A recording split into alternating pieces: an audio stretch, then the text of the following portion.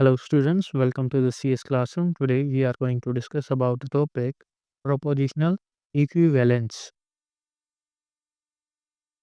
Propositional equivalence are logical identities that show when two logical expressions always have the same truth value.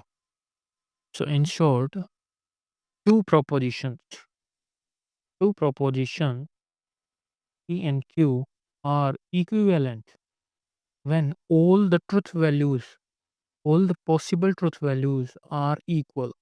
Then we can say both the propositions are equivalent.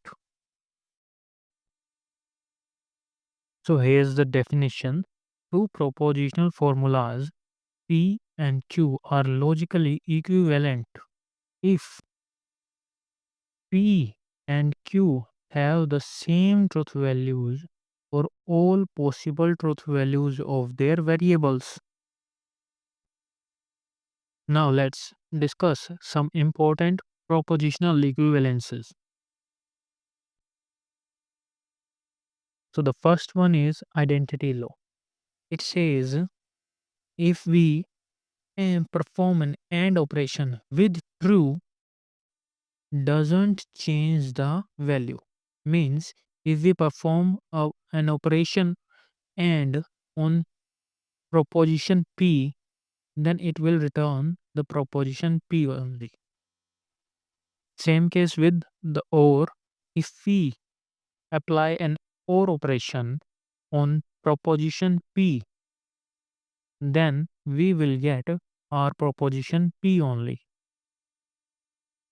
Means these two propositions are equivalent. Then we have domination law.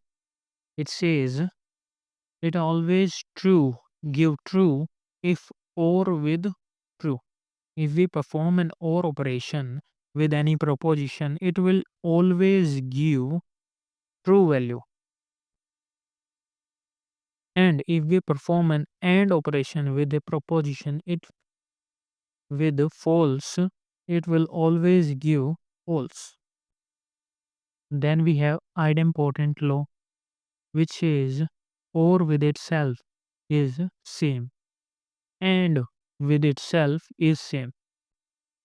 Then we have a double negation law, which says if we perform two negation operation on a single proposition, then we get that proposition only. Then we have commutative law, which says order doesn't matter in or operation as well as order doesn't matter in AND operation. Doesn't matter you write P first or Q first, it will be equivalent to each other. Then we have associative law, which says grouping doesn't matter in OR and grouping doesn't matter in AND. So it doesn't matter you group it this like this or like this, it will be equivalent to each other. Then we have distributive law, which says or distribute over and. If we write it as like this and this, both are equivalent to each other. Then we have the most popular law, which is De Morgan's law. So it says negation of P and Q will turn into or equivalent to negation of P or negation of Q. So this and becomes or when we open the brackets, and these propositions become negations. Negation of P and negation of Q. So this is De Morgan's law, and here or becomes and. Then we have absorption law.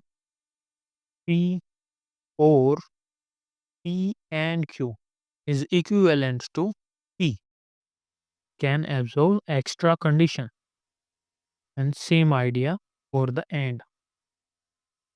This is also equivalent. These two statements are also equivalent to each other. Then we have negation law, which says P or negation P is always true.